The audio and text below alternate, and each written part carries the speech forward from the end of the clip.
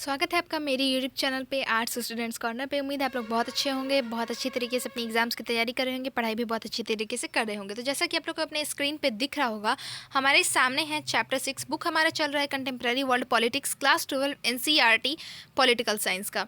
और इस चैप्टर 6 है जिसका कि नाम है इंटरनेशनल ऑर्गेनाइजेशंस। तो इंटरनेशनल मतलब होता है अंतर्राष्ट्रीय, ऑर्गेनाइजेशंस मतलब होता है संगठन, यानी कि अंतर्राष्ट्रीय संगठन। इसी चैप्टर को हम आज पढ़ने जा रहे हैं, तो उम्मीद है आप लोग को समझ आएगा। तो शुरू करने से पहले यहाँ पे एक ओवरव्यू दिया गया है। ओवरव्यू का मतलब होता है परिचय, यानी कि इस चैप्टर के बारे में थोड़ा बहुत बता दिया गया कि आखिर हमें इस चैप्टर के बारे में पढ़ना क्या है, इस चैप्टर में पढ़ना क्या है। तो उसके बारे में यहाँ पे थोड़ा सा बता दिया गया है। इसको भी हम लोग पढ़ेंगे लाइन बाय लाइन, इसका भी हिंदी समझेंगे। उसके बाद बढ़ेंगे अपने चैप्टर की तरफ, अपने चैप्टर की टॉपिक्स की तरफ, उसको धीरे धीरे पढ़ेंगे। तो दो पार्ट में ये जाने वाला है चैप्टर, 2 वीडियोस बनेंगे इसके ऊपर। तो आप लोग से रिक्वेस्ट है कि पार्ट 1 देखिए, उसके बाद पार्ट 2 भी देखिएगा, उससे आपको पूरा चैप्टर अच्छी तरीके से समझ आ जाएगा।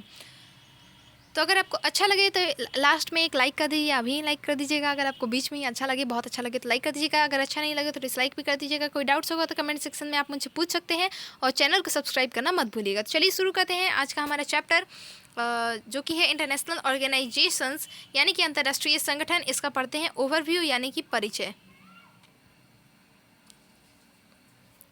In this chapter, we shall discuss the role of international organizations after the collapse of the Soviet Union. तो इस अध्याय में हम सोवियत संघ के बिखरने के बाद अंतर्राष्ट्रीय संगठनों की भूमिका के बारे में पढ़ेंगे।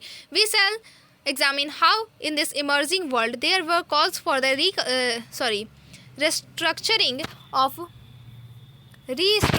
of international organizations to cope with various new challenges, including the rise of US power. हम देखेंगे कि एक उभरते हुए विश्व में नई चुनौतियों का सामना करने के लिए अंतर्राष्ट्रीय संगठनों के पुनर्निर्माण की बातें हो रही थीं।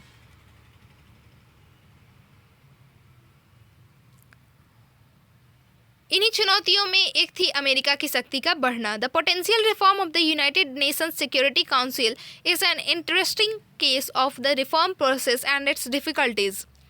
सुधार की प्रक्रियाओं और उनकी कठिनाइयों की एक मिसाल संयुक्त राष्ट्र संघ की सुरक्षा परिषद में होने वाला बदलाव है। We then turn to India's involvement in the UN and its view of security council reforms.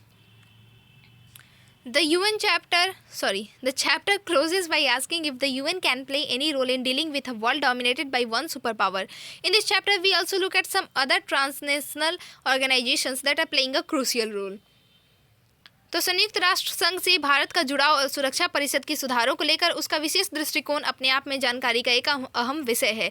इस अध्याय का अंत इस सवाल से किया गया है कि क्या संयुक्त राष्ट्र संघ ऐसे विश्व में कोई भूमिका निभा सकता है जिसमें किसी एक महाशक्ति का दबदबा हो। तो इस अध्याय में महत्वपूर्ण भूमिका निभाने वाले कुछ अन्य अंतर्राष्ट्रीय संगठनों की भी चर्चा की गई है, उसको भी हम लोग पढ़ेंगे। तो जल्दी अब बढ़ते हैं अपने चैप्टर की तरफ, जो कि है हमारा इंटरनेशनल ऑर्गेनाइजेशंस। और उस चैप्टर का फर्स्ट टॉपिक, जैसा कि हमारा ये टाइटल है वैसा ही है कि वाई इंटरनेशनल ऑर्गेनाइजेशंस। तो बढ़ते हैं उसकी तरफ हम लोग।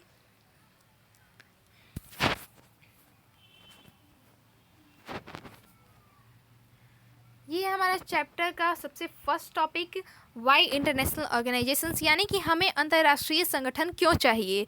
तो इसको हम लोग फटाफट से पढ़ लेते हैं, उम्मीद है आप लोग को समझ आएगा। एक लाइक कर दीजिएगा, बहुत मेहनत करती हूँ मैं, बोल बोल के एकदम गला बैठ जाता है कभी कभी। बट ठीक है, आप लोग को समझ आएगा तभी लाइक कीजिएगा, ऐसा मैं नहीं कर रही हूँ कि। तो पढ़ते हैं अब हम लोग। Read the 2 cartoons on this page. एक और इस तरह के कार्टून और टिप्पणियाँ पढ़िए, कार्टून्स जो इस पेज पे दिए गए हैं उसको पढ़िए।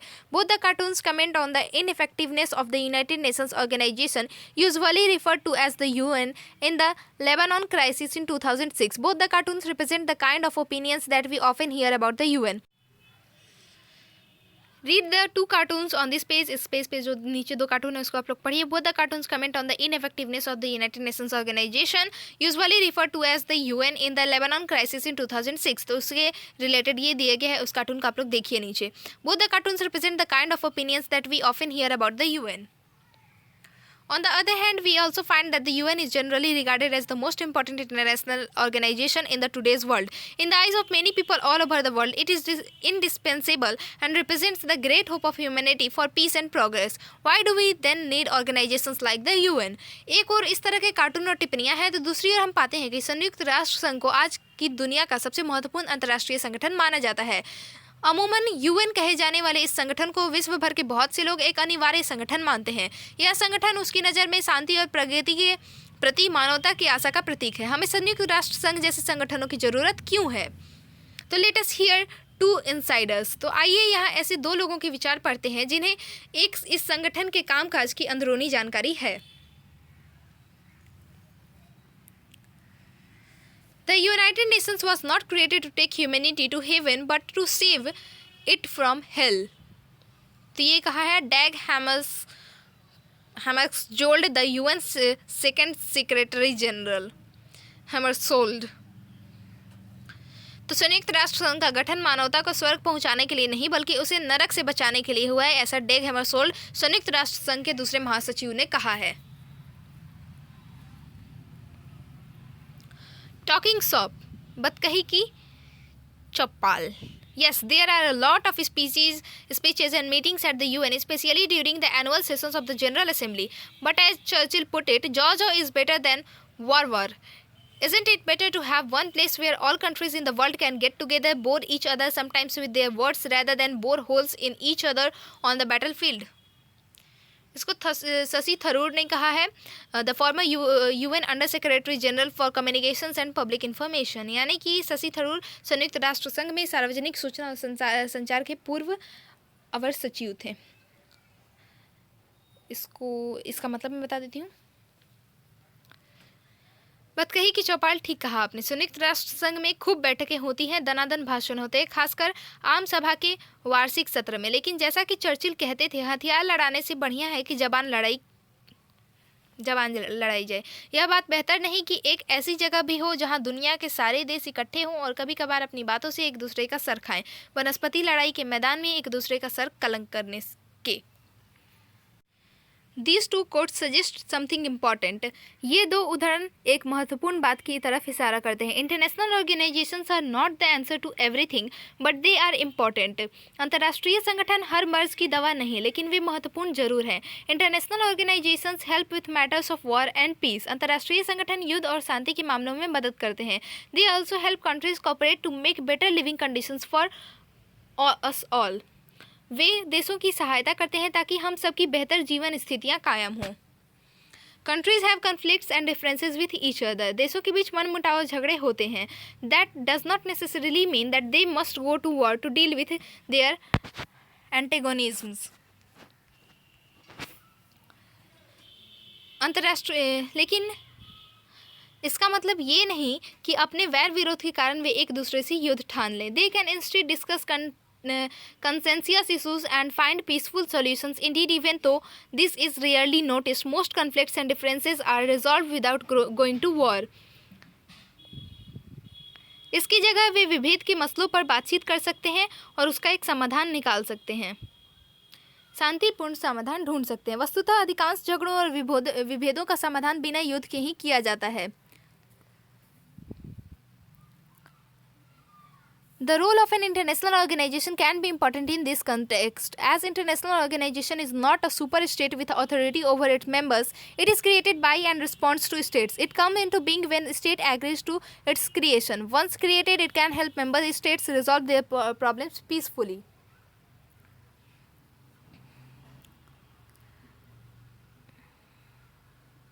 इस संदर्भ में अंतर्राष्ट्रीय संगठनों की भूमिका महत्वपूर्ण हो जाती है। अंतर्राष्ट्रीय संगठन कोई शक्तिशाली राज्य नहीं होता जिसकी अपने सदस्यों पर धौंस चलती है। अंतर्राष्ट्रीय संगठन का निर्माण विभिन्न राज्य ही करते हैं और यह उनके मामलों के लिए जवाबदेह होता है। जब राज्यों में इस बात पर सहमति होती है कि कोई अंतर्राष्ट्रीय संगठन बनना चाहिए, तभी ऐसे संगठन कायम होते हैं। एक बार इनका निर्माण हो जाए तो ये समस्याओं के शांतिपूर्ण समाधान में सदस्य देशों की मदद करते हैं। यहाँ पे IMF के बारे में दिया हुआ, इसको हम लोग पहले पढ़ लेते हैं। अंतर्राष्ट्रीय मुद्रा कोष।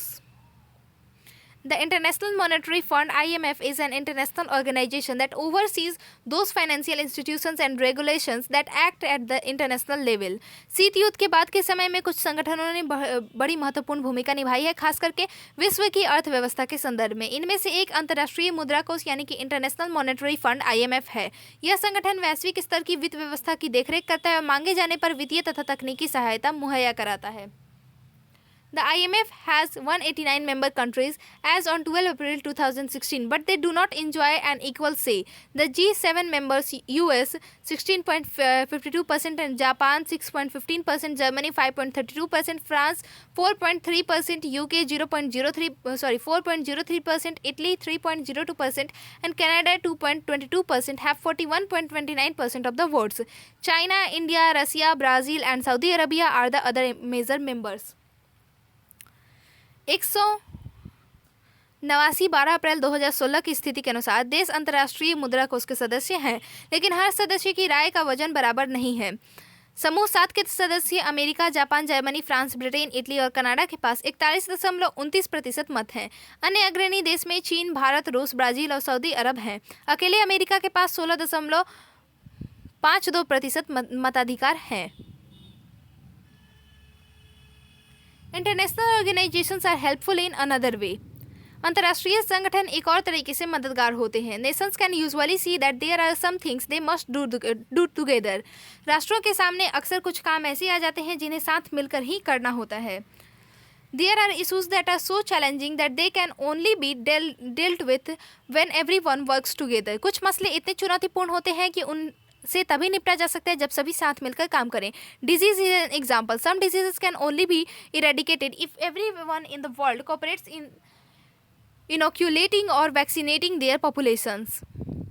इसकी एक मिसाल तो बीमारी है। कुछ रोगों को तभी खत्म किया जा सकता है जब विश्व का हर देश अपनी आबादी को टीके लगाने में सहयोग करे। All take global warming and its effects. As temperature rise because of the increase in greenhouse gases in the atmosphere, there is a danger that sea levels will also rise, thereby submerging many coastal areas of the world, including huge cities. Of course, each country can try to find its own solution to the effects of global warming, but in the end, a more effective approach is to stop the warming itself. This requires at least all of the major industrial powers to cooperate. हम global warming यानी कि विश्वव्यापी ताप वृद्धि और उसके प्रभावों का ही उदाहरण लें। वातावरण में ग्रीन हाउस गैसों के बढ़ने से तापमान बढ़ रहा है। इससे समुद्र तल की ऊंचाई बढ़ने का खतरा है। अगर ऐसा हुआ तो विश्व के समुद्र तटीय इलाके, जिसमें बड़े बड़े शहर भी शामिल हैं, डूब जाएंगे। हर देश अपने अपने तरीके से ग्लोबल वार्मिंग के दुष्प्रभावों का समाधान ढूंढ सकता है। तब भी अंततः सबसे प्रभावकारी समाधान तो यही है कि वैश्विक ताप वृद्धि को रोका जाए। इसके लिए विश्व के बड़े औद्योगिक देशों का सहयोग करना जरूरी है। Unfortunately, recognizing the need for cooperation and actually cooperating are two different things. दुर्भाग्य से सहयोग की जरूरत को पहचानना और सचमुच में सहयोग करना दो अलग अलग बातें हैं। Nations can recognize the need to cooperate but cannot always agree on how best to do so. देश सहयोग करने की जरूरत को पहचान सकते हैं, लेकिन सहयोग का सबसे बेहतर तरीका क्या हो, इस पर हमेशा उनके बीच सहमति नहीं हो सकती। How to share the cost of cooperating, how to make sure that the benefits of cooperating are just divided, and how to ensure that others do not break their end of the bargain and cheat on an agreement. सहयोग में आने वाली लागत का भार कौन कितना उठाए, सहयोग से होने वाले लाभ का आपसी बंटवारा न्यायोचित ढंग से कैसे हो, मोल तोल के बाद जो तय हो जाए उससे कोई मुकरे नहीं और आपसी समझौते के बाद जो बातें तय हुई हैं उनसे कोई भी दगा न करे। इन बिंदुओं पर सभी देश हमेशा सहमत नहीं होते हैं।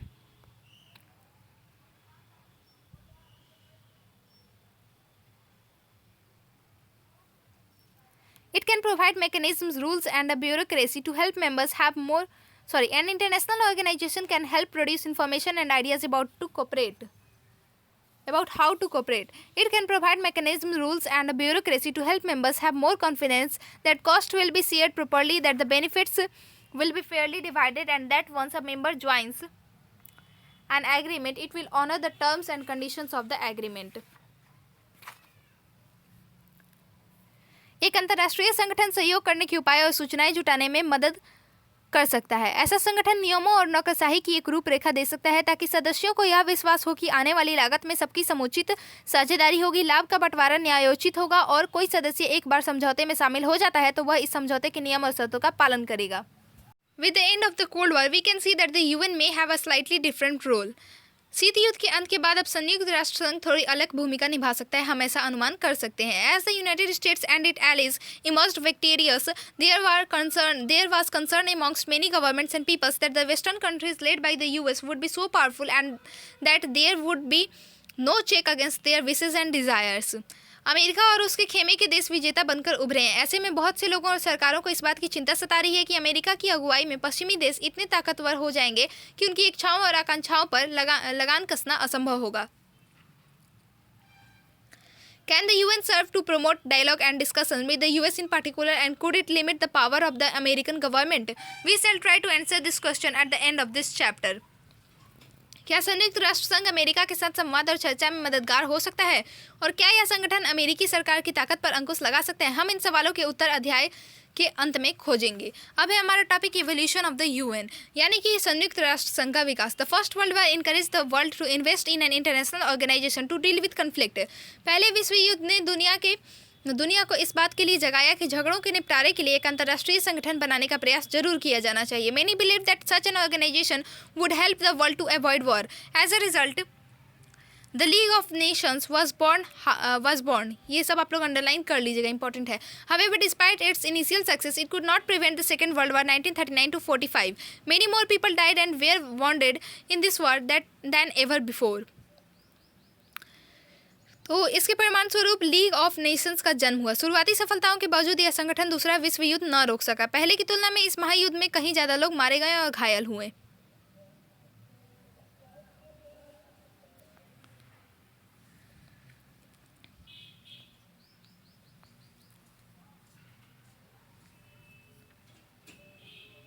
The UN was founded as a successor to the League of Nations.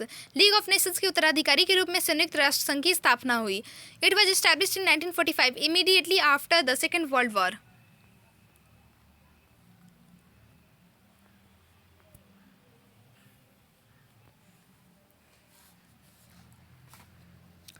दूसरे विश्व युद्ध की समाप्ति के तुरंत बाद सन 1945 में इसे स्थापित किया गया। The organization was set up through the signing of the United Nations Charter by 51 states. दूसरे तो 51 देशों द्वारा संयुक्त राष्ट्र संघ के घोषणा पत्र पर दस्तखत करने के साथ इस संगठन की स्थापना हो गई। It tried to achieve what the League could not between the two world wars. दो विश्व युद्धों के बीच लीग ऑफ नेशंस जो नहीं कर पाया था उसे कर दिखाने की कोशिश संयुक्त राष्ट्र संघ ने की। The UN's objective is to prevent international conflict and to facilitate cooperation among states. संयुक्त राष्ट्र संघ का उद्देश्य है अंतर्राष्ट्रीय झगड़ों को रोकना और राष्ट्रों के बीच सहयोग की राह दिखाना। It was founded with the hope that it would act to stop the conflicts between states escalating into war and if war broke out to limit the extent of hostilities. इसकी स्थापना के पीछे यह आशा काम कर रही थी कि यह संगठन विभिन्न देशों के बीच जारी ऐसे झगड़ों को रोकने का काम करेगा जो आगे चलकर युद्ध का रूप ले सकते हैं, और अगर युद्ध छिड़ जाए तो शत्रुता के दायरे को सीमित करने का काम करेगा। Furthermore, since conflicts often arose from the lack of social and economic development, the UN was intended to bring countries together to improve the prospects of social and economic development all over the world. इसके अलावा चूंकि झगड़े अक्सर सामाजिक आर्थिक विकास के अभाव से खड़े होते हैं, इसलिए संयुक्त राष्ट्र संघ की एक मंशा पूरे विश्व में सामाजिक आर्थिक विकास की संभावनाओं को बढ़ाने के लिए विभिन्न देशों को एक साथ लाने की है। By 2011, the UN had 193 member states. These included almost all independent states. 2011 तक संयुक्त राष्ट्र संघ के सदस्य देशों की संख्या 193 थी। इनमें से लगभग सभी स्वतंत्र देश शामिल हैं। In the UN General Assembly all members have one vote each. In the UN Security Council there are 5 permanent members. संयुक्त राष्ट्र संघ की आम सभा में हर एक सदस्य को एक वोट हासिल है। इसकी सुरक्षा परिषद में 5 स्थायी सदस्य हैं। These are the United States, Russia, the United Kingdom, France and China. These states were selected as permanent members as they were the most powerful immediately after the Second World War and because they constituted the victors in the war.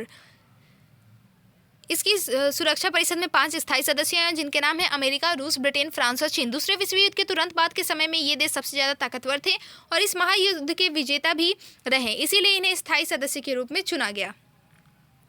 The UN's most visible public figure and the representative head is the Secretary General. संयुक्त राष्ट्र संघ का सबसे अधिक दिखने वाला सार्वजनिक चेहरा और उसका प्रधान प्रतिनिधि महासचिव होता है। The present Secretary General is Antonio Guterres. वर्तमान महासचिव एंटोनियो गुटेरेस हैं।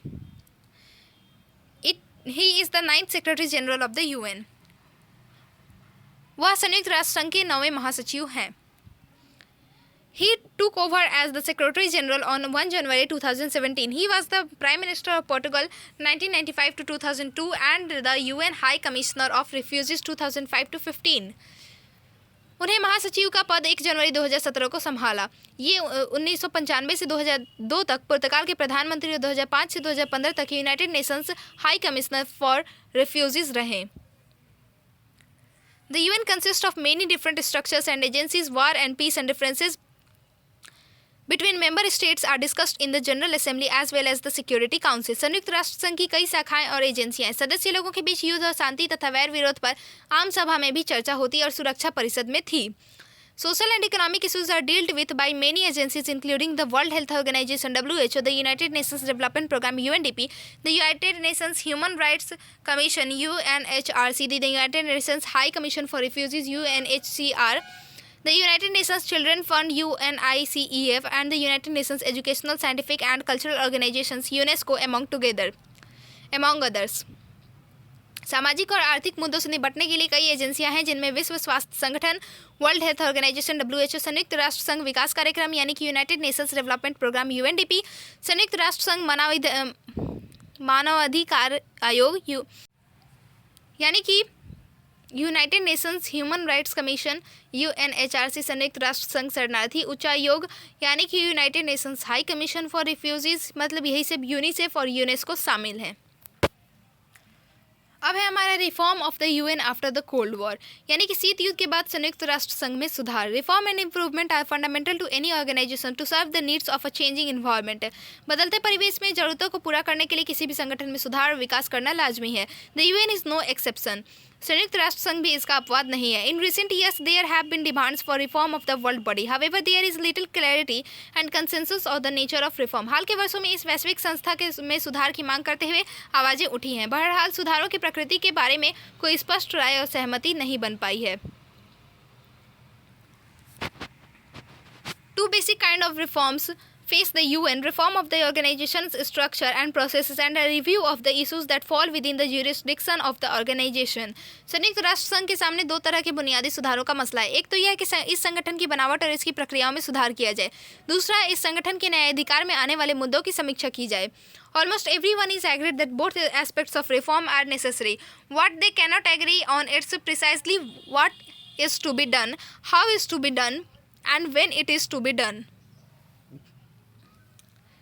लगभग सभी देश सहमत है कि दोनों ही तरह के ये सुधार जरूरी हैं। देशों के बीच में सहमति इस बात पर नहीं है कि इसके लिए दरअसल ठीक करना क्या है, कैसे करना है और कब करना है। On the reform of structures and processes, the biggest discussion has been on the functioning of the Security Council. बनावट और प्रक्रियाओं में सुधार के अंतर्गत सबसे बड़ी बहस सुरक्षा परिषद के कामकाज को लेकर है। Related to this has been the demand for an increase in the UN Security Council's permanent and non-permanent membership so that the realities of contemporary world politics are better reflected in the structure of the organization. इससे जुड़ी हुई एक मांग यह है कि सुरक्षा परिषद में स्थायी और अस्थायी सदस्यों की संख्या बढ़ाई जाए ताकि समकालीन विश्व राजनीति की वास्तविकताओं की इस संगठन में बेहतर नुमाइंदगी हो सके। In particular, there are proposals to increase membership from Asia, Africa, and South America. Beyond this time, the US and other Western countries want improvements in the UN's budgetary procedures and its administration. खासतौर से Asia, Africa और दक्षिण America के ज़्यादा देशों को सुरक्षा परिषद में सदस्यता देने की बात उठ रही है। इसके अतिरिक्त अमेरिका और पश्चिमी देश संयुक्त राष्ट्र संघ के बजट से जुड़ी प्रक्रियाओं और इसके प्रशासन में सुधार चाहते हैं। अगर आपको बैकग्राउंड से थोड़ा बहुत आवाज़ आए तो उसके लिए सॉरी, कुछ कर नहीं सकती मैं उसके लिए आप लोग थोड़ा एडजस्ट कर लीजिएगा। On the issues to be given greater priority और to be brought within the jurisdiction of the UN, some countries and experts wants the organization to play a greater or more effective role in peace and security missions, while others want its role to be confined to development and humanitarian work, health, education, environment, population control, human rights, gender and social justice. जहाँ तक संयुक्त राष्ट्र संघ में किन्हीं मुद्दों को ज़्यादा प्राथमिकता देने अथवा उन्हें संयुक्त राष्ट्र संघ के न्यायाधिकार में लाने का सवाल है, तो कुछ देश और विशेषज्ञ चाहते हैं कि यह संगठन शांति और सुरक्षा से जुड़े मिशनों में ज़्यादा प्रभावकारी अथवा बड़ी भूमिका निभाए, जबकि औरों की इच्छा है कि यह संगठन अपने आप को विकास और मानवीय भलाई के कामों, स्वास्थ्य, शिक्षा, पर्यावरण, जनसंख्या नियंत्रण, मानवाधिकार, लिंगगत न्याय और सामाजिक न्याय तक सीमित रखे। Let us look at both sets of reforms with an emphasis on the reform of the structure and processes. आइए हम दोनों ही किस्म के सुधारों पर नजर दौड़ाएं। इस चर्चा में हम ज़्यादा जोर ढांचागत और प्रक्रियागत सुधारों पर देंगे। The UN was established in the 1945, immediately after the Second World War. The way it was organized and the way it functioned reflected the realities of the world politics after the Second World War. After the Cold War, those realities are different. Here are some of the changes that have occurred. संयुक्त राष्ट्र संघ की स्थापना दूसरे विश्व युद्ध के तत्काल बाद सन 1945 में हुई थी. इस महायुद्ध के बाद विश्व राजनीति की जो सच्चाइयाँ थी उसी के अनुरूप इसका गठन हुआ और इसके कामकाज से तत्कालीन विश्व राजनीति की वास्तविकताएं झलकती थी. शीत युद्ध के बाद ये सच्चाइयाँ बदल गईं. 1991 से आए बदलावों में से कुछ निम्नलिखित हैं. The Soviet Union has collapsed. Soviet संघ बिखर गया. The US is the strongest power. America सबसे ज़्यादा ताकतवर है. The relationship between Russia, the successor to the US, Soviet Union, and the US is much more cooperative. Soviet संघ के उत्तराधिकारी राज्य रूस और अमेरिका के बीच अब संबंध कहीं ज़्यादा सहयोगात्मक हैं. China is the fast emerging as a great power and India also is growing rapidly. चीन बड़ी तेजी से एक महाशक्ति के रूप में उभर रहा है. भारत भी तेजी से इस दिशा में अग्रसर है. The economies of Asia are growing at an unprecedented rate. Asia की अर्थव्यवस्था अप्रत्याशित दर से तरक्की कर रही है. Many new countries have joined the UN as they became independent from the Soviet Union or former communist states in Eastern Europe. अनेक नए देश संयुक्त राष्ट्र संघ में शामिल हुए हैं. ये देश सोवियत संघ से आज़ाद हुए देश हैं अथवा पूर्वी यूरोप के भूतपूर्व साम्यवादी देश हैं. A whole new set of challenges confronts the world. Genocide, civil war, ethnic conflict, terrorism, nuclear proliferation, climate change, environmental degradation, epidemics.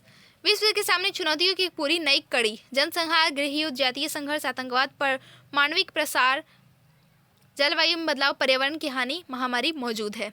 In this situation in 1989, as the Cold War was ending, the question facing the world was, is the UN doing enough? Is the UN doing enough? ऐसी दिशा में जब शीत युद्ध का अंत 1989 हो रहा था तो विश्व के सामने सवाल था कि क्या संयुक्त राष्ट्र संघ का होना पर्याप्त है. Is it equipped to do what is required? What should be it doing? जो कुछ करना जरूरी है क्या उसे करने में संयुक्त राष्ट्र संघ सक्षम है. इसे क्या करना चाहिए और कैसे करना चाहिए. And how what reforms are necessary to make it work better. For the past decade and half member of the states have been trying to find satisfactory and practical answers to these questions.